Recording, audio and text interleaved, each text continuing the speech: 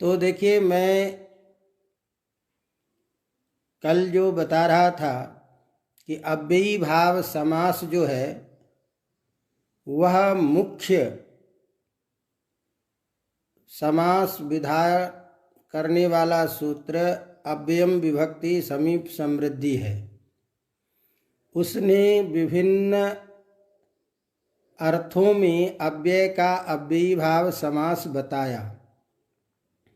चूँकि समास का यह प्रारंभिक प्रकरण था, समास में कुछ सामान्य काम जो सब जगह आवश्यक थे उन सूत्रों को भी बीच में रखा और उसकी सारी चर्चा की, ताकि आगे के प्रकरण में भी जब हम पढ़ेंगे और उसमें जो जो उस प्रकार के काम होंगे वो सारे काम हम कर सकें। इसीलिए हमें कुछ समय भी लगा, क्योंकि वो सारे सूत्र आवश्यक थे। अब अव्ययम विभक्ति समीप समृद्धि सूत्र के बाद केवल मैं आप लोगों को इसलिए कह रहा हूँ कि चूँकि अपने पास समय कम होता है और विषय बहुत ज़्यादा है, तो इसीलिए जो आवश्यक है, महत्वपूर्ण है, उन विषयों पे हमारी दृष्टि ज़्यादा रहती है। लेकिन इसका मतलब ये नहीं है कि उस बीच में जो कुछ चीज़ें हैं वो हमारे लिए, तो ऐसे जो आप सब पढ़ने वाले हो वो उन चीज़ों को बीच में किताब से देखिए, ज़रूर देखिए। अब उदाहरण के तौर पे कि मैंने आपको अव्ययम विभक्ति समीप समृद्धि ये सूत्र पढ़ा दिया। अब आपको पता चल गया कि अव्ययी भाव समास में हमको अव्यय के विभिन्न अर्थों में समास करना है, और वो जो मोटे मोटे अर्थ थे वो सारे बता दिए। लेकिन उसी तरह से कुछ अन्य सूत्रों के द्वारा, कुछ अन्य के द्वारा विभिन्न का विशेष अर्थ में समास बताया गया है। तो वहाँ कोई ज़्यादा चर्चा का विषय नहीं है, केवल ये ध्यान रखने का है कि यहाँ इस शब्द से इस विशेष अर्थ में हमको अव्ययी भाव करना है। तो यदि आप केवल उस बीच के उन चीज़ों को सामान्य रूप से भी ध्यान में रख लेंगे और उदाहरण ध्यान में रख लेंगे तो अपना काम हो जाएगा और वो अध्ययन पूरा का पूरा अध्ययन कहलाएगा। तो चूँकि उसमें कोई ज़्यादा चर्चा नहीं है, केवल अर्थ विशेष को ध्यान में रख करके जो विशेष विधान किए गए हैं उनका निर्देश है। तो ऐसे चीज़ों को भी आप लोगों को कम से कम सूत्र और उदाहरण ये ध्यान रखना चाहिए। तो उस चीज़ को आप लोग ध्यान में रखेंगे और कोशिश करेंगे कि हम जो ग्रंथ पढ़ रहे हैं उसका समूल अध्ययन हमारे हो जाए। तो इसीलिए हम उस चीज़ को बीच में छोड़ते हुए और आगे बढ़ रहे हैं। तो हमने कल की थी कि अव्ययी भाव समास तो बता दिया इन अर्थों में, लेकिन अव्ययी भाव समास में कुछ विशेष नियम हैं। विशेष नियम क्या चीज़ है कि जैसे मैंने आपको कल कहा कि सामान्य नियम जो है उसके आधार पर कोई दूसरा समास होना चाहिए। सामान्य नियम के आधार पर जो हमारे पास करने वाले नियम हैं तत्त प्रकरणों में, उन नियमों के आधार पर वहाँ कोई भिन्न समास होना चाहिए। लेकिन उन सामान्य नियमों को रोक करके उस सामान्य नियम से प्राप्त जो अन्य समास है उसको रोक करके हम विशेष विधान के द्वारा अव्ययी भाव समास का विधान करेंगे। तो ये जो विशेष विधान है ये विशेष विधान परीक्षा की भी दृष्टि से और समास की वस्तुस्थिति की भी दृष्टि से समझना आवश्यक है। जैसे मान लीजिए मैंने आपको कहा कि सामान्य हमारे पास नियम है संख्या पूर्वो दिगु। संख्यावाची शब्द जिस समास के पूर्व में हो, उत्तर पदार्थ प्रधान हो, तो वहाँ द्विगु समास होता है। या संख्या पूर्व में हो, अन्य पदार्थ प्रधान, तो बहुव्रीहि समास होता है। ये सामान्य नियम है। लेकिन उन दोनों सामान्य नियमों के रहने पर भी हम विशेष विधान यहाँ करेंगे कि नहीं, इन शब्दों के साथ यदि संख्यावाची शब्द है तो यहाँ द्विगु या बहुव्रीहि समास नहीं हो करके अव्ययीभाव समास करेंगे। ये ध्यान रखने की बात है और यही प्रश्नव्य प्रश्न रहता है। तो उसी को बताने के लिए अपन सीधे अब चलते हैं उस नियम पे। तो एक हमारा नियम आता है संख्यावंश्येन। चूँकि नदीभिश्च सूत्र भी हमको पढ़ना है, लेकिन दोनों संख्यावाची शब्द से जुड़े होने के कारण पूर्व में ये सूत्र है, इसीलिए पहले इसको ले रहे हैं। तो सूत्र है संख्यावंश्येन। ये एक विशेष विधान करेगा कि संख्यावाची शब्द पूर्व में रहने पर हम अव्ययीभाव करेंगे, उसका अव्ययीभाव समास होगा। अवगतम? तो कहाँ होगा अव्ययीभाव समास?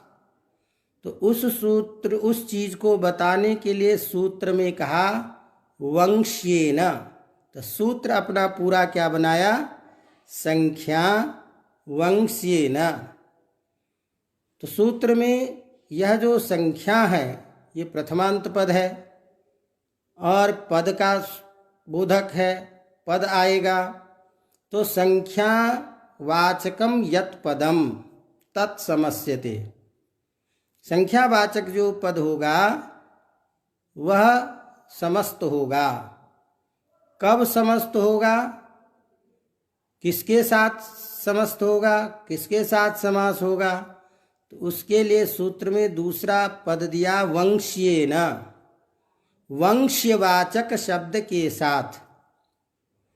तो वंश्यवाचक शब्द के साथ इस अर्थ को बताने के लिए सूत्र में तृतीया विभक्ति लगा करके प्रयोग दिया वंश्येन। अब यहाँ इस रूप में भी ध्यान दीजिएगा कि ये सूत्र चूंकि समास विधान कर रहा है विशेष अर्थ में, और प्रथमांत पद है संख्या, प्रथमा विभक्ति है संख्या में, इसीलिए यहाँ प्रथमा से निर्दिष्ट पद होगा संख्यावाची पद। विग्रह वाक्य में उपसर्जन संज्ञा होगी संख्यावाची पद की। अवगतम? और वंश्येन में तृतीया विभक्ति है, तो तृतीया विभक्ति होने के कारण वंश्यवाची शब्द का समास तो होगा, लेकिन वह बाद में जुड़ेगा।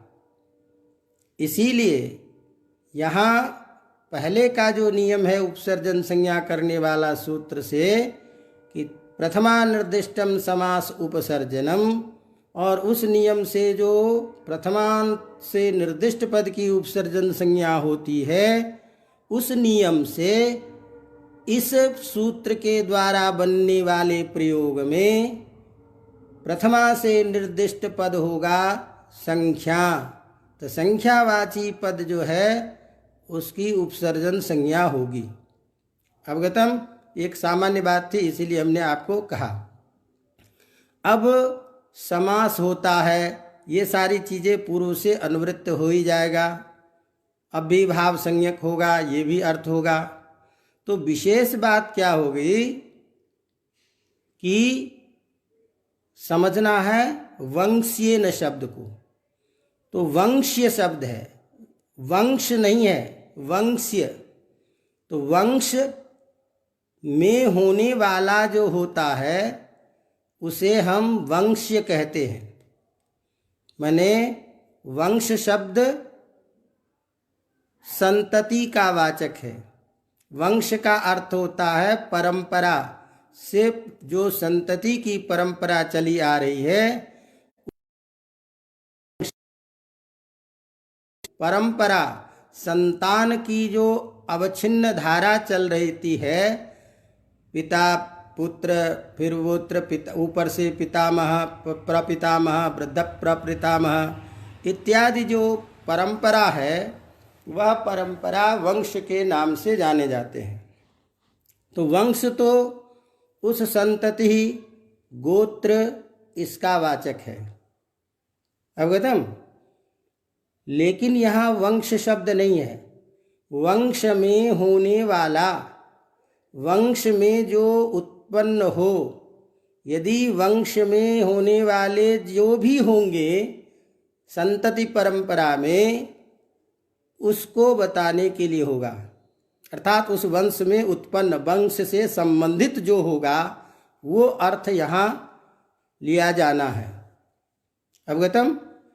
तो इसलिए वंश में उत्पन्न या वंश से संबंधित अर्थ को बताने वाला जो शब्द रहेगा, उस शब्द के साथ संख्यावाची शब्द का समास होगा। ये ध्यान में रखने की बात है। अब जब समास होगा तो उसके लिए वंश को यहाँ बता रहे हैं कि वंश दो प्रकार के होते हैं। यह जो गोत्र परंपरा है, जो संतति की धारा है, ये दो तरीके से चलती है। इसीलिए वंशो द्विधा, वंश के दो भेद होते हैं, दो प्रकार के वंश की परंपरा चलती है। अर्थात गोत्र परंपरा, संतति परंपरा दो प्रकार से चलती है, एक विद्या और एक जन्मना। एक विद्या के द्वारा और एक जन्म के द्वारा।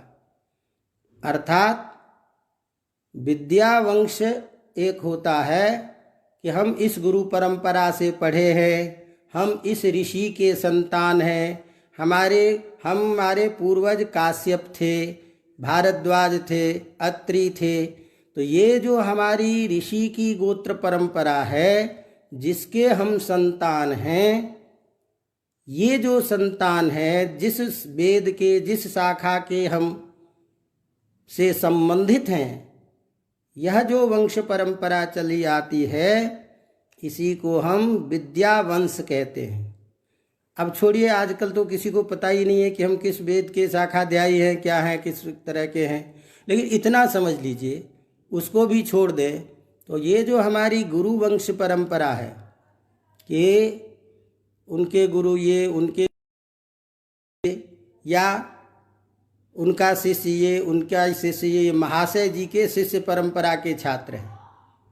तो इस तरह से गुरु परंपरा के द्वारा जो उत्तरोत्तर जो शिष्यों की परंपरा चलती है, उस परंपरा को हम विद्यावंश कहते हैं। ये किस गुरु परंपरा से पढ़े हुए हैं। और एक परंपरा है जो जन्म से, कि आप किस गोत्र में, किस कुल में हैं, ये है। तो इस तरह से दो प्रकार के वंश हैं, वंश की दो धाराएं चलती हैं। तो चूंकि सूत्र में तो ऐसा कुछ निर्णय नहीं किया था कि इसी वंश परंपरा से हो, इसका मतलब यह वंश जो है, यह दोनों प्रकार की वंश परंपराओं से संबंधित शब्द को बोध कराएगा। तो चाहे विद्या वंश से संबंधित का बोध कराना हो, विद्या वंश से संबंधित को बचाने वाला शब्द हो, या जन्म वंश को बताने वाला जो शब्द होगा, उन दोनों प्रकार के वंशवाची शब्दों से यहाँ संख्यावाची शब्द का समास होगा और वो समास विकल्प से होगा। इसीलिए यहाँ कहते हैं वंशे भवः वंश्यः, उस वंश में उत्पन्न होने वाले जो होंगे, तदवाचिना सह, तदवाची माने उस वंश में उत्पन्न होने वाले जो हैं उसके वाचक जो शब्द होंगे, तदवाचक शब्द के साथ संख्यावाची शब्द का समास होगा विकल्प से। तो उदाहरण से दोनों को अलग अलग करके अपन समझेंगे।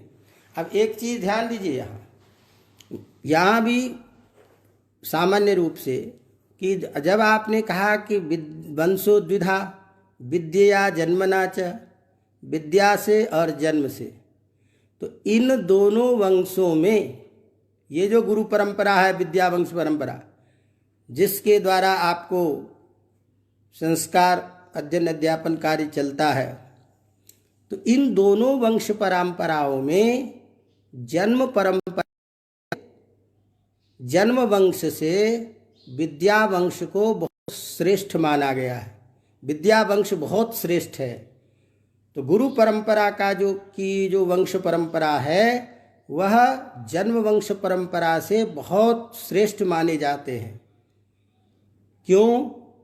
क्योंकि माता पिता तो केवल शरीर मात्र से जन्म देता है, शरीर मात्र देता है, लेकिन उस शरीर को संस्कार से पुष्ट करके विवेक वाला जो है बनाता है, वह गुरु ही बनाता है। इसीलिए उस व्यक्ति में, उस शरीर में, उस जीव में, उस मनुष्य में जो मनुष्यत्व का जो बोध होता है, जो विवेक द्वारा उसको एक मानव बनाता है, वह गुरु ही बनाता है। इसीलिए जन्म वंश की अपेक्षा गुरु वंश को अत्यधिक श्रेष्ठ माना गया है। अवगतम?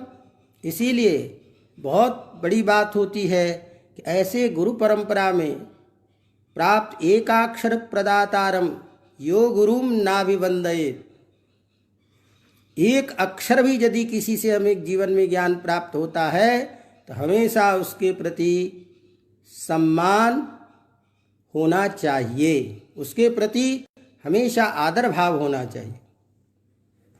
अब चलिए इस प्रसंग में ज़्यादा व्याख्या नहीं करेंगे क्योंकि प्रसंगांतर हो जाएगा। कुल मिलाकर के कि एक अक्षर भी जिस किसी से भी प्राप्त होता है तो वह हमारे लिए हमेशा श्रद्धा के पात्र होते हैं।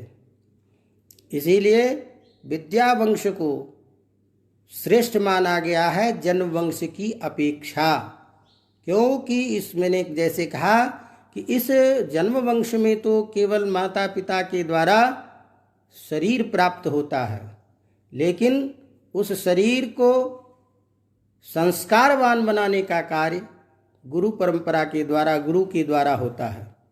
इसीलिए विद्या वंश को श्रेष्ठ मानते हुए प्रयोग में भी आपको जब उदाहरण के तौर पे लिखता है तो कहता है विद्वंशो द्विधा विद्यया जन्मना च, तो विद्या को प्रथम उपात्त किया प्रधान होने के कारण, विशेष होने के कारण।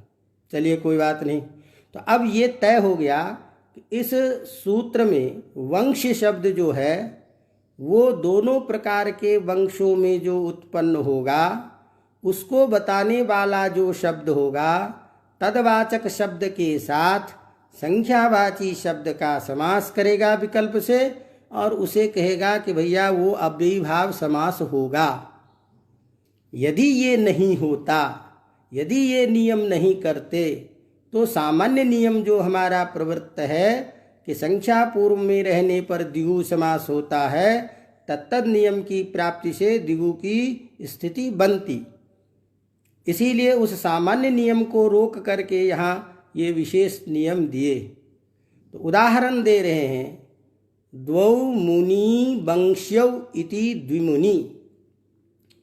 तो द्वौ मुनि, मुनि शब्द के प्रथमा के द्विवचन में, वंश्यौ इति द्विमुनि। तो दो मुनि वंश में उत्पन्न अर्थात एक वंश में उत्पन्न जो दो मुनि हैं उसे हम कहेंगे द्विमुनि।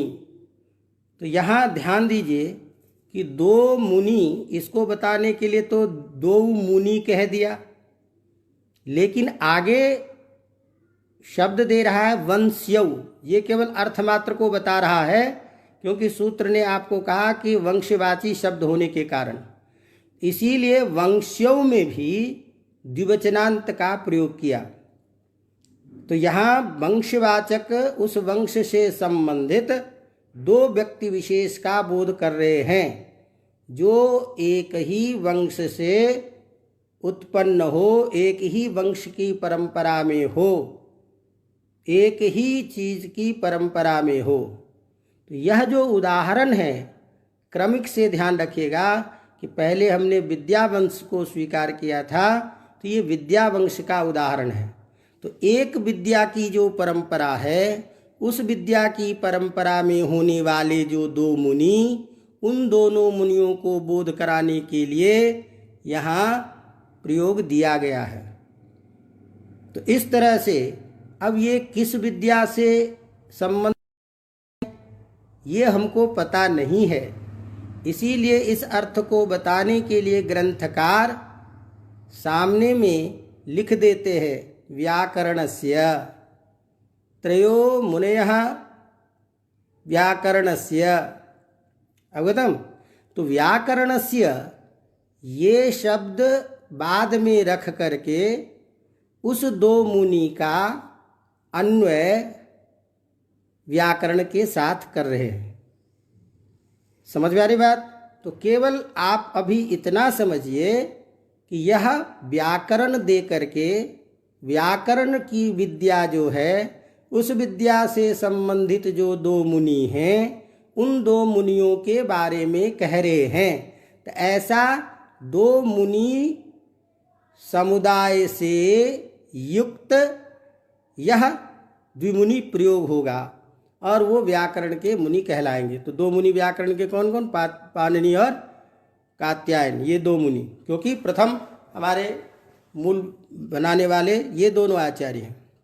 अब यहाँ एक, हालांकि आप लोगों के लिए विषय नहीं है, लेकिन एक यहाँ एक प्रश्न जरूर आता है कि आपने व्याकरणस्य ये लिखा कि व्याकरण के प्रवर्तक ये दोनों मुनि हैं, इसीलिए यहाँ व्याकरणस्य दे करके उसके साथ अन्वय किया। लेकिन ये अन्वय कैसे होगा? क्योंकि व्याकरणस्य आपने षष्ठी में कहा और द्विमुनि दो मुनि वंशौ ये आपने द्विवचन प्रथमा में विभक्ति में की। तो समानाधिकरण्येन अन्वय इस व्याकरणस्य इस षष्ठ्यंत के साथ कैसे होगा? तो समानाधिकरण जो अन्वय होना चाहिए, वो अन्वय की संभावना नहीं दिखाई दे रही है। तो इस बात को ध्यान रखिएगा, अभी चर्चा करेंगे।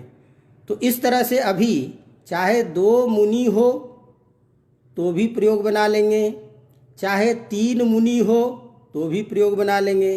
तो हम विग्रह वाक्य में दो मुनि वंशौ ये प्रयोग दे करके विग्रह वाक्य करके, यहाँ वंश शब्द केवल अर्थ का वाचक है, इसीलिए समास में हम वंश शब्द का प्रयोग नहीं करेंगे, केवल अर्थ को बताने के लिए यहाँ प्रयुक्त है।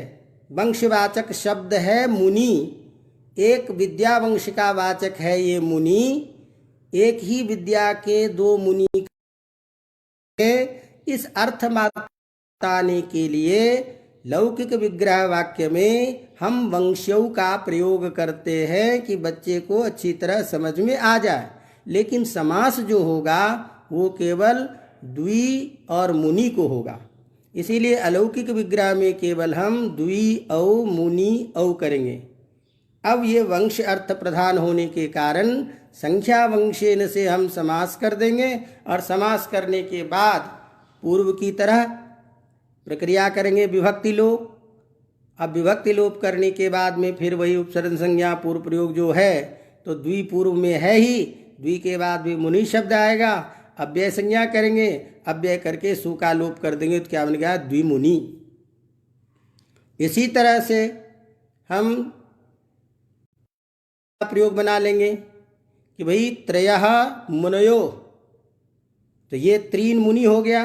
फिर इसके बाद में वंश्यः में तृतीया बहुवचन में कर लेंगे, क्योंकि वंश्यो द्विवचनांत था, यहाँ 3 मुनि रहेगा तो वंश्याः कर लेंगे।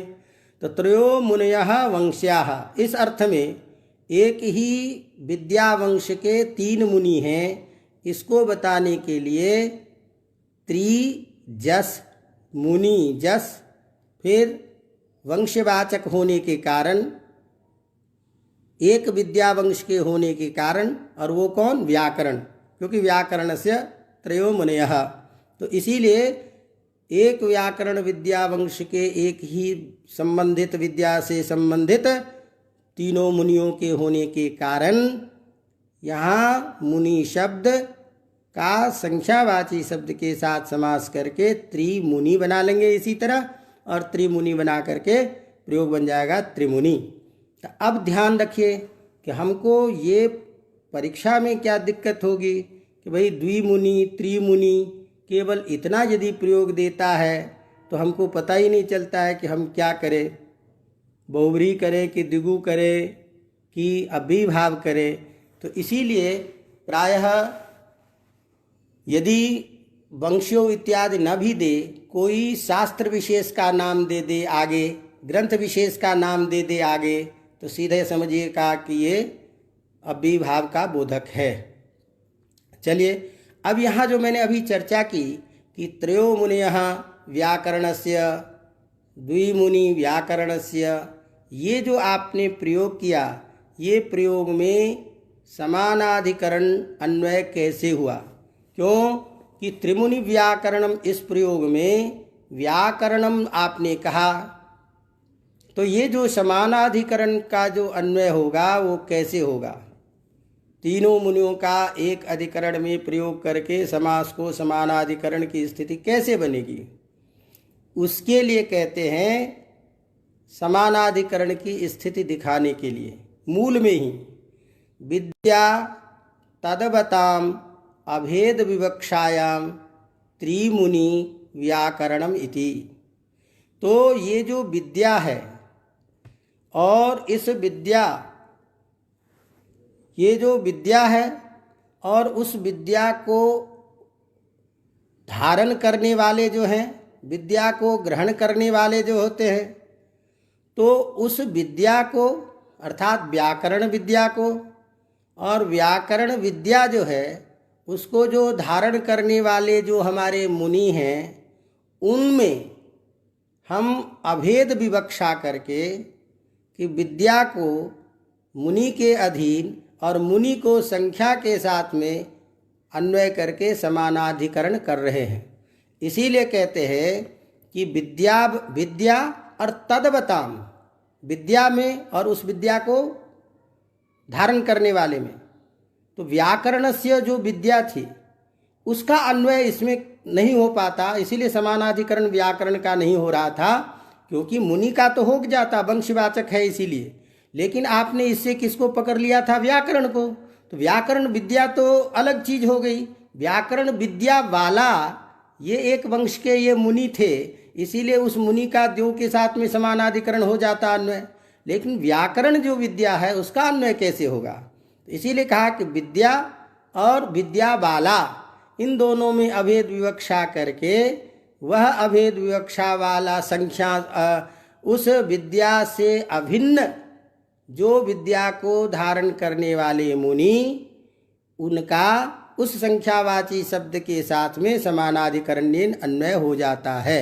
इसीलिए विद्या पृथक होने पर भी, वंश के वाचक मुनि के होने अलग होने पर भी, उस विद्या को ग्रहण करने वाले अर्थ के कारण दोनों का अभेद विवक्षा करके समानाधिकरण अन्वय हो जाता है।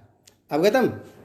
अब कहते हैं एक बात बताइए कि आपने जब इससे क्या किया, द्विमुनि व्याकरणम त्रिमुनि व्याकरणम, इसका मतलब ये द्विमुनि क्या हुआ? विशेषण हो गया ना व्याकरण का। त्रिमुनि विशेषण हो गया ना व्याकरण का। और आपको मैं बार बार कई बार कहता हूँ कि यदि कोई विशेषण बन जाता हो, किसी के लिए कहा जाता है, तो ऐसी स्थिति में वह बहुव्रीहि समास हो जाता है।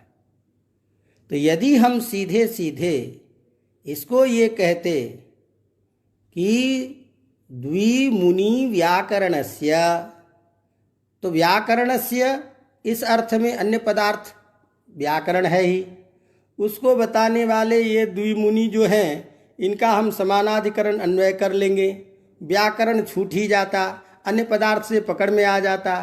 तो ये तद्वताम अभेद विवक्षायाम समानाधिकरण्यम, ये सब बात कहने की जरूरत भी नहीं पड़ती, बहुव्रीहि समास से ही कार्य हो जाता। तो फिर बहुव्रीहि समास भी सिद्ध था, तो अलग से यहाँ पर में ये अव्ययीभाव समास करने की क्या जरूरत थी। तो उसको कह रहे हैं कि ठीक है, आपका कहना बिल्कुल ठीक है, यद्यपि ये बहुव्रीहि समास के द्वारा भी समास इसका सिद्ध था, तथापि विभक्त्यंतरेषु रूप भेद इत्याह, अर्थात जब हम अन्य विभक्ति में इसका विभक्ति से भिन्न अर्थ में प्रयोग करते तो उस रूप में अंतर आता। तो ऐसी स्थिति में द्विमुनि व्याकरणस्य के द्वारा जब केवल व्याकरण मात्र का बोध होता तब तो इसका ग्रहण हम कर लेते, लेकिन द्विजो संख्यावाची जो पूर्व पद के द्वारा जो हम यहाँ बोध करा रहे हैं और उसका रूप चलेगा द्विमुनि शब्द का, ऐसे इसके भिन्न विभक्ति अंतर में जब अर्थ करना चाहेंगे तो वो अर्थ की प्रतीति बहुव्रीहि समास में नहीं हो पाता। इसीलिए यहाँ पर में पूर्व से समास सिद्ध होने पर भी विभक्ति दूसरे विभक्तियों में रूपों में अंतर होने के कारण, भेद होने के कारण यहाँ अव्ययीभाव बता करके पूर्व पदार्थ प्रधान संख्या अर्थ प्रधान बता करके इसका हम बोध किए अलग से। तो रूपों में अंतर हमको बताना था कि बहुव्रीहि में अलग रूप बनता है, जो जैसा भी होगा अन्य पदार्थ के आधार पर, उसके आधार पर लिंग वचन का प्रयोग होगा, अन्य विभक्ति में भी प्रयोग होगा, लेकिन अव्ययीभाव में सब जगह समान स्थिति बनेगी। इस बात को बताने के लिए शब्द के स्वरूप में समासिक रूप में अंतर दिखाने के लिए ये प्रयोग किया गया है। अस्तु, तो ये एक विद्यावंश का उदाहरण दिया। अब दूसरा जो है जन्म वंश का उदाहरण दे रहा है, एक विंशति भारद्वाजम। तो एक विंशति भारद्वाजम जो है, यहाँ ध्यान ये रखना है कि ये भारद्वाज आदि क्या है, गोत्र के वाचक। तो ये जन्म गोत्र जो हमारे कुल गोत्र के जिसके हम संतान माने जाते हैं उसका प्रयोग आ रहा है। तो इसका उदाहरण क्या दे रहा है, जन्म के संबंध का, जन्म वंश के से संबंधित का उदाहरण दे रहा है, एक विंशति भारद्वाजम। तो यहाँ भारद्वाज जो है, उस भारद्वाज ऋषि की परंपरा में, पीढ़ी में जो 21 पीढ़ी तक का जो बोध है, 21वीं पीढ़ी है, उसको बताने के लिए ये वाक्य प्रयोग है कि भारद्वाज की 21वीं पीढ़ी है या भारद्वाज की 21वीं पीढ़ी। इस बात को बताने के लिए एक विंशति भारद्वाजम कहा। तो अब यहाँ पर मैं देखो कि भारद्वाजम शब्द जो है ये सामासिक रूप में बना है। ध्यान ये रखना है कि एक विंशति ही संख्यावाची शब्द, जानते हो आप लोग कि सामान्य रूप से जितने भी 20 से अधिक की संख्या होगी सब हमेशा एक वचन में ही प्रयुक्त होता है। विंशति, एक विंशति, द्वाविंशति, त्रयोविंशति, सारे शब्द एक वचन में ही प्रयोग होते हैं। इसीलिए विंशति शब्द जो है वह एक वचन में होगा, लेकिन भारद्वाज में तो चूंकि संख्यावाची है नहीं, तो भारद्वाज बहुत होंगे, तभी 21 का अन्वय होगा समानाधिकरणेन। अब चूंकि नित्य संख्यावाची शब्द एक वचन में ही होता है, इसीलिए जब हम आगे पढ़ते हैं कि नित्य जो विभक्ति होती है वह विभक्ति का अन्वय व्यधिकरण में भी समान अधिकरण होने पर भी अन्वय हो जाता है, तो वचन की भिन्नता होने पर भी अन्वय हो जाता है। ये व्युत्पत्तिवाद आदि ग्रंथ की चर्चा है। तो कुल मिलाकर के तुमको इतना ये समझना है यहाँ कि भारद्वाज जो है, इसमें हम विग्रह वाक्य में भारद्वाजाः, ये लौकिक विग्रह के वाक्य में प्रयोग होगा, और जब समास करेंगे तो भारद्वाजम बनेगा। ये केवल इतना अंतर समझ लो। तो स्थिति क्या बनेगी, एक विंशति सु और भारद्वाज जस, ये स्थिति बनेगी। गोत्र परंपरा का वाचक है, इसीलिए इससे समास कर देंगे। समास होने के बाद वही पूर्व प्रयोग होने के बाद सारी विभक्ति का लोप होकर के स्थिति क्या बन जाएगी, एक विंशति भारद्वाज, ये एक समास हो गया। और समास होकर के सु लाओगे, सु को अम आदि पूर्व रूप करके एक विंशति भारद्वाजम, ये प्रयोग बन जाएगा। अवगतम। तो यह दोनों जो है इस तरह से जहाँ कहीं भी संख्यावाची शब्द का वंशवाची शब्द के साथ में कभी समास होगा तो वह समास द्विगु आदि समास को रोक करके, बहुव्रीहि आदि समास को रोक करके अव्ययीभाव का बोध करेगा। ये विशेष बताने के लिए ये अव्ययीभाव प्रकरण में ये समास चला इत्यर्थ। अब इसी तरह से अगला जो विशेष आप लोगों के लिए प्रधान सूत्र था वो था नदीभिश्च, जो आप लोगों के सिलेबस में भी लिखा है। तो जब एक बार आपको तरीका अब पता चल गया, इसी तरह से अर्थबोध कीजिए। विशेष बात कि दूसरा विशेष नियम, नदीवाचक शब्द के साथ में भी, क्योंकि नदीवाचक तृतीयांत आ गया, तो नदी भी तृतीया विभक्ति में है। अब तृतीया विभक्ति में है तो इसके साथ में अन्य शब्द को बताने की जरूरत नहीं थी, क्योंकि पूर्व शब्द आपके, पूर्व सूत्र आपके पास में है संख्या, तो संख्या की अनुवृत्ति पहले से आ जाएगी। और वही जैसे वंशेन वहाँ तृतीयांत था, उस वंशेन को हटा करके यहाँ पर में तृतीयांत पद हम क्या कर देंगे, नदी भी। तो नदी भी जो तृतीयांत पद होगा उसका अन्वय संख्या के साथ में कर लेंगे, तो नदी भी समस्यते संख्यावाचकम पदम। नदीवाचक शब्द के साथ संख्यावाची पद का समास होगा और वह अव्ययीभाव होगा, ये अर्थ होगा। अवगतम। अब ये अर्थबोध होगा तो यहाँ पर मैं एक विशेष बात जो है ये कहने जा रहे हैं कि ये ध्यान रखिए कि ये जो नदीवाचक शब्द के साथ में संख्यावाची शब्द का समास होगा वो समास समाहार अर्थ में ही होगा। क्या? समूह अर्थ में ही होगा। ये एक विशेष बात बता रहे हैं। तो कहते हैं कि समूह अर्थ में ही होगा।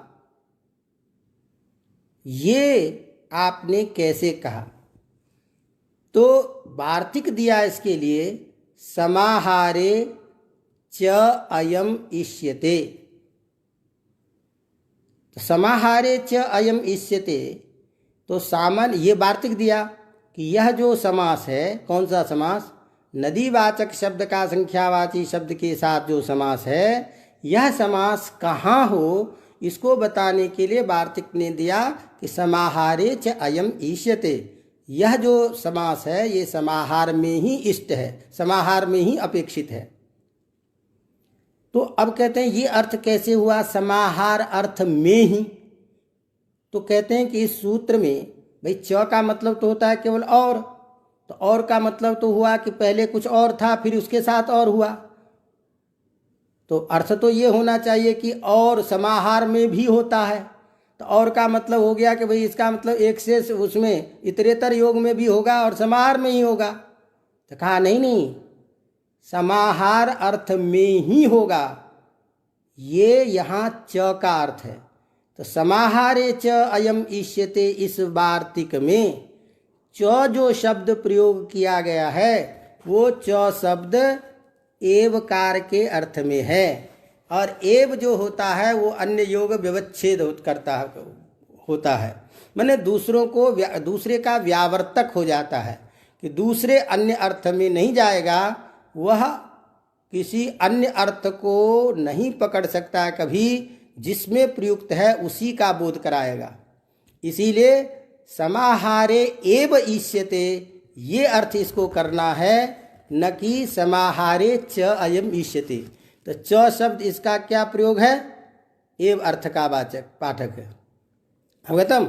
तो इसीलिए यहाँ च शब्द के द्वारा समाहार अर्थ ही अपेक्षित होने के कारण, यद्यपि कहीं कहीं इस वार्तिक में च का पाठ नहीं भी उपलब्ध होता है, क्योंकि समास भी विवक्षा के अधीन है कि किस अर्थ में लोक में दृष्ट प्रयोग के आधार पर, इसीलिए शास्त्र व्यवहार के द्वारा एव अर्थ की उपस्थिति अपने आप भी हो जाती है, लेकिन साक्षात च का पाठ जहाँ भी उपलब्ध है सब जगह समझना चाहिए कि च यहाँ एव अर्थ में ही है। अवगतम? अब यहाँ स्थिति क्या हुई कि आपने कहा नदीवाचक शब्द के साथ में समास होगा, और उदाहरण क्या दिया? सप्तगंगम। तो जब समाहार अर्थ तय कर दिया तो उदाहरण दे रहे सप्तानाम गंगानाम समाहारः इति। कहा कि एक बात बताइए, ये जब आप कर रहे हो तो यहाँ जो था, मैंने अभी इसलिए आपको बताया कि कोई समझने में दिक्कत ना हो, कि मैंने कहा कि ये हमारा सामान्य किसी विशेष नियम से प्राप्त पहले नियम होता है, उस समाहार अर्थ में उसको बाध करके हम यहाँ अव्ययीभाव समास करते हैं। तो यहाँ पर सप्तानाम गंगानाम समाहारः, इस अर्थ में हमारा तद्धितोत्तर पद समाहारे च ये जो सूत्र था, तद्धितार्थोत्तर पद समाहारे च जो सूत्र है, उस अर्थ में द्विगु समास उस सूत्र से 3 अर्थ में होता है। तद्धितार्थ विषय में, उत्तर पद परे रहने पर, और समाहार अर्थ में। तो तद्धितार्थ विषय जहाँ रहता है, जैसे पंचसु कपालेषु संस्कृतः पुरोडासः पंचकपालः, तो पंचकपालः अष्टाकपालः इत्यादि जो प्रयोग बनता है वहाँ भी संख्यावाची शब्द पूर्व में है, लेकिन वो द्विगु है। और वो कैसा द्विगु है? तद्धितार्थ विषय वाला द्विगु है। मैंने तद्धित अर्थ को ध्यान में रख करके जो संख्यावाची शब्द का प्रयोग किया जाए वहाँ तद्धितार्थ विषयक द्विगु कहलाता है। तो पंचसु कपालेषु संस्कृतः, तो इसमें 5 कपालों में बना हुआ, इस अर्थ में हम संस्कृतम इस सूत्र से अणादि प्रत्यय करते हैं, तेन संस्कृतम। तो इस अर्थ में यहाँ पर में तद्धितार्थ विषय में होता है। दूसरा हमने कहा उत्तर पद परे रहने पर, जैसे पंचगव धनः, तो पंचगव धनः में पंचगावो धनम यस्य, तो यहाँ जो धनम पद है ये उत्तर पद परे रहने पर पंच और गो का समास करता है, द्विगु समास। तो उत्तर पद परे का उदाहरण ये है। और समाहार का उदाहरण प्रसिद्ध ही है, पंचानाम गवानाम समाहार पंचगम इत्यादि इत्यादि। तो जब आप समाहार अर्थ में प्रयोग कर ही रहे हैं तो यहाँ पर में भी सप्तानाम गंगानाम समाहारः, इस अर्थ में समाहार अर्थ में क्या वह समास द्विगु समास हो ही जाता था, प्राप्त था। तो उसको रोक करके ये बनाया, उसको रोक करके ये बनाया। इसका मतलब क्यों रोका, रोकने की ज़रूरत क्या पड़ गई? तो मैंने आपको यही कहा कि कुछ न कुछ विशेषार्थ की प्रतीति कराता है। तद्धितार्थ उत्तर पद परे रहने पर द्विगु जो समास है वह उत्तर पदार्थ प्रधान होता है, और ये अव्ययीभाव क्या होता है? पूर्व पदार्थ प्राधान्य है। इसीलिए संख्या प्राधान्य को बता करके जो द्वित्व संख्या विशिष्ट का जो समुदाय, यह अर्थ प्रधान होने के कारण यहाँ अंतर आ जाता है, कुछ शब्द में समास से भी अंतर आ जाता है। इसीलिए उसको रोक करके, तो ये उसका अपवाद है। चलिए कोई बात नहीं, तो समास कर लेंगे, विभक्ति का लोप कर लेंगे इस सूत्र से। तो सप्तन जस, सप्तानाम गंगानम, तो सप्तन आम और गंगा आम, अलौकिक विग्रह, समास विभक्ति का लोप, स्थिति बन जाएगी सप्तन गंगा।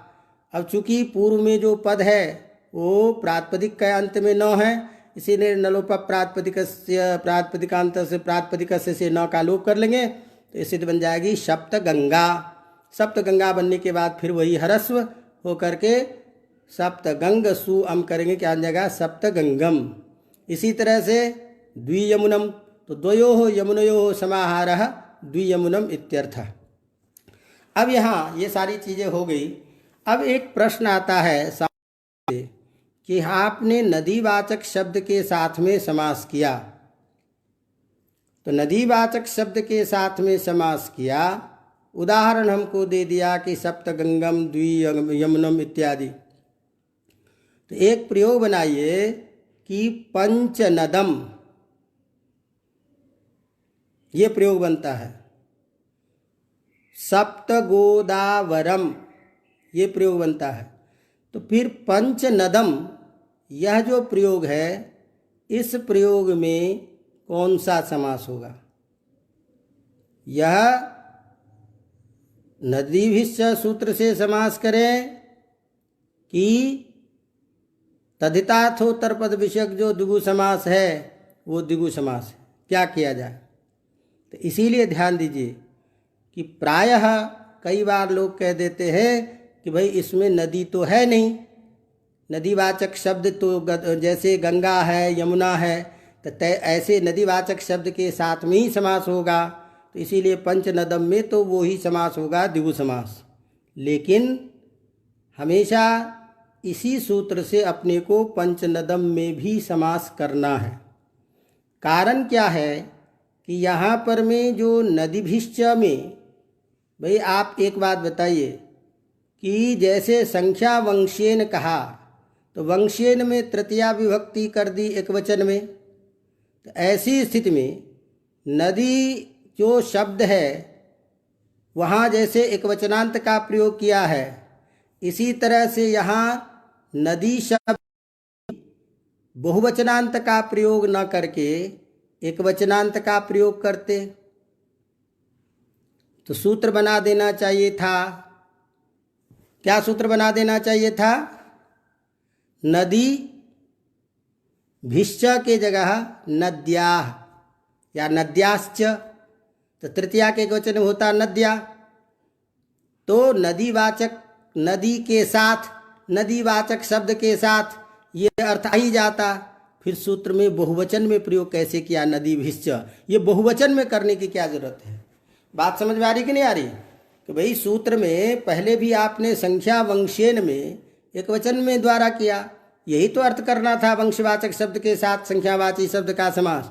तो यह अर्थ तो नद्या ये प्रयोग करने पर भी, नद्याश्च ये प्रयोग करने पर भी सूत्र बना देते तो तृतीयांत जो नदी है उस नदीवाचक शब्द के साथ समास हो ही जाता। तो नदीभिश्च ये बहुवचन क्यों किया? तो ये नदीभिश्च ये जो बहुवचन है ये विशेष अर्थ को देता है, ये ध्यान रखिए। विशेष अर्थ क्या देता है कि एक हमारे व्याकरण में एक संज्ञा होती है नदी संज्ञा, युस्त्र्याख्यो नदी से नदी संज्ञा होती है, और युस्त्र्याख्यो नदी सूत्र से जब नदी संज्ञा होती है तो वो कहता है दीर्घ इकारांत उकारांत जो संज्ञक शब्द है स्त्रीलिंग उसकी नदी संज्ञा होती है। तो नदी संज्ञक शब्द भी हमारे पास पारिभाषिक शब्द है व्याकरण में, जैसे गुण पारिभाषिक है उसी तरह से नदी भी पारिभाषिक है।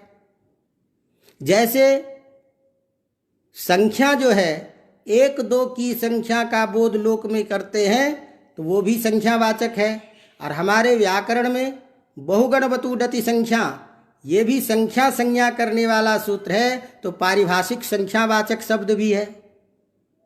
तो ऐसी स्थिति में अब यदि हम नदी कह देते तो नदी के कहने से हमारे पास दोनों प्रकार के शब्द आ जाते।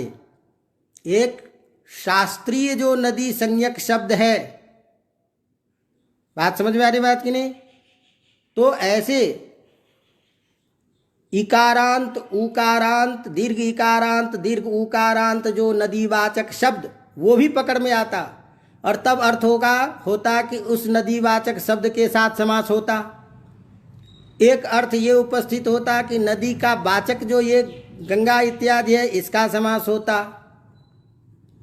तो ऐसी स्थिति में ये नहीं कह सकते थे हम, समस्या तो ये भी आती कि हमारे यहाँ यह जो नदी है गोदावरी आदि नदीवाचक शब्द ये लौकिक संख्या है, और ये जो शास्त्रीय संख्या है ये कृत्रिम संख्या, बनाई गई संख्या है।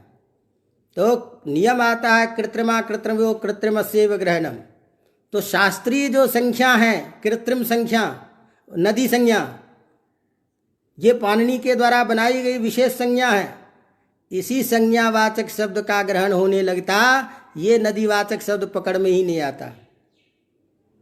तो यहाँ बहुवचन शब्द, बहुवचन विभक्ति करके एक विशेष अर्थ का ज्ञापन किया कि यहाँ नदी शब्द से शास्त्रीय जो संज्ञावाचक शब्द है युस्त्र्याख्यो नदी, इस सूत्र से उस नदी शब्द का ग्रहण नहीं होता है।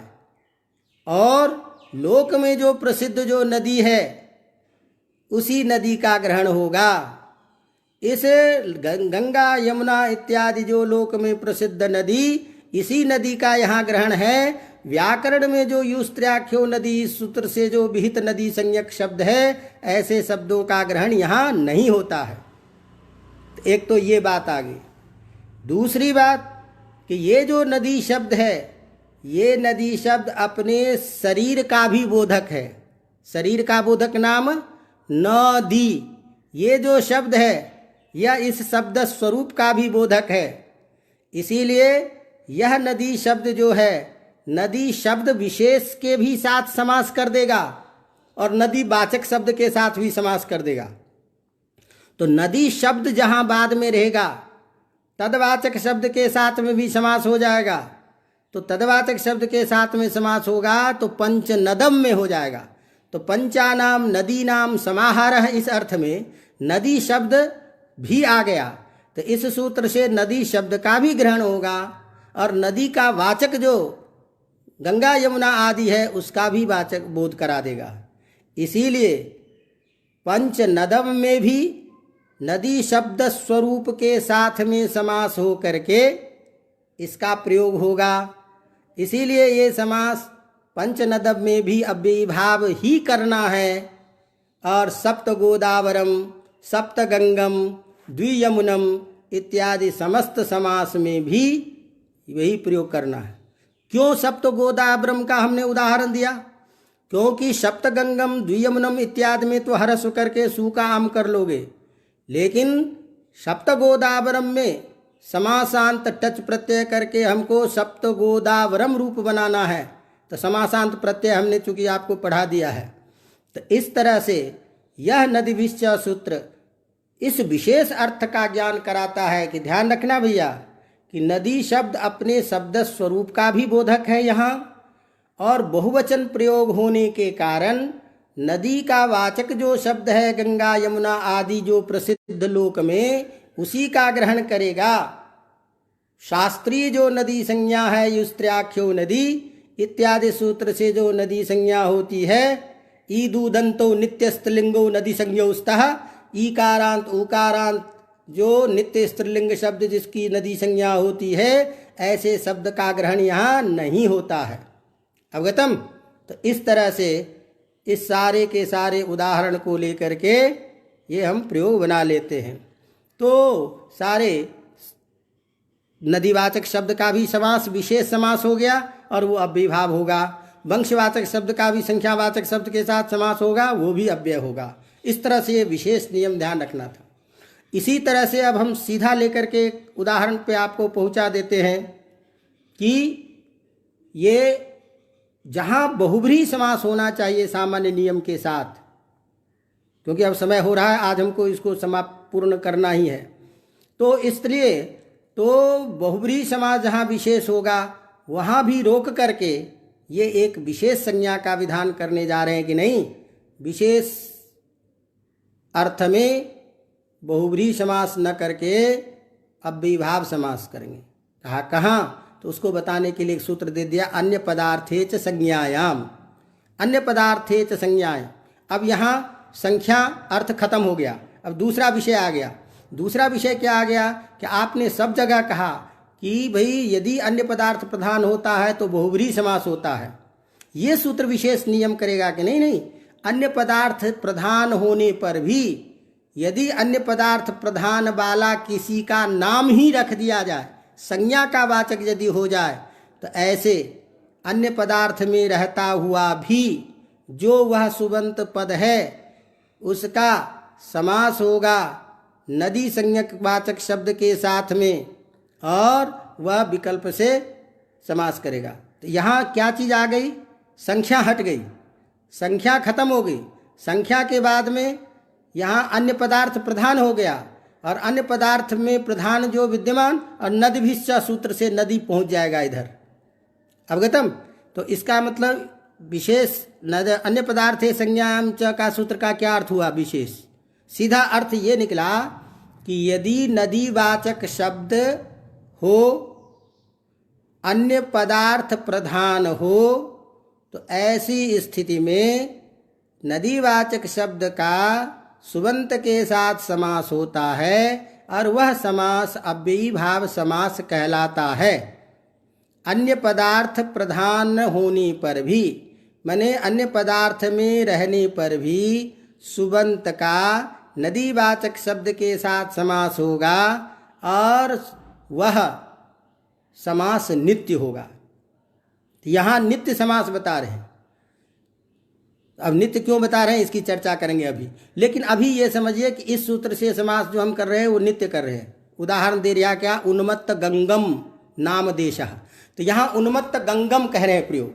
तो उन्मत्ता गंगा यस्मिन, माने गंगा जिस गांव में उन्मत्त हो चुकी है, जिस देश में, अर्थात गंगा का पानी घर घर पहुंच गया है, मकान के ऊपर से बह गया है, उस गांव का नाम उन्मत्त गंग है।